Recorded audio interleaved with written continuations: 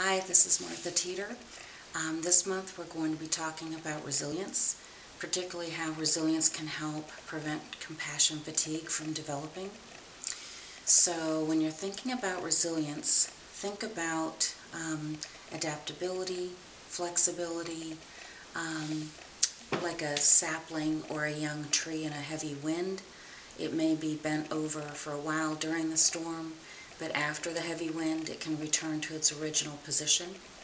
So that's kind of what we're talking about with emotional resilience. So this is a trait that is not a fixed trait. It's not like you're born with it or you're not. So either you have it or you don't. You can certainly increase your emotional resilience, and we're going to be talking about several ways that you can do that. You have a list of things that you can work on to enhance your resilience.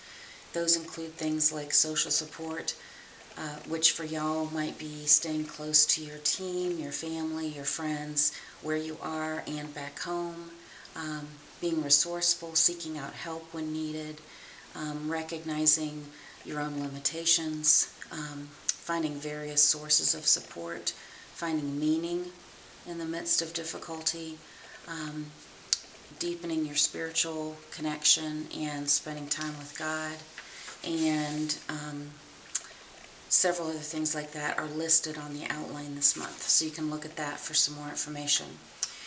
One other thing I wanted to mention this month is vicarious resilience.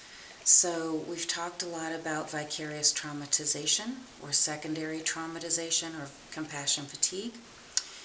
But also there's this thing that can happen when you're around people who are suffering and struggling, where you can vicariously experience some of their resilience.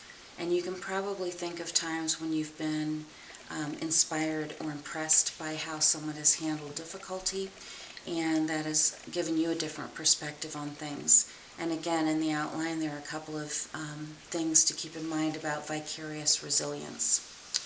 So I would encourage you to go over the outline, individually reading it and discussing it as a team, and then move to your discussion sheet. And there's a reading resource. It's a book chapter from the workbook that you've had several readings from already. Also, there's an internet resource on your discussion sheet that you could check out. And then we've got 5 discussion questions. I'd like y'all to discuss this as a team and kind of come up with some ideas together. And you've got a scripture reflection and my contact information as always. So feel free to contact me if you have questions about any of this material. Otherwise, I hope that the discussion is helpful to you in your team and will help y'all be able to use this information in a way that is helpful for y'all so you can go out and help other folks. So enjoy your discussion this month, and feel free to contact me if you have any input or ideas or feedback or anything that you'd like to share with me.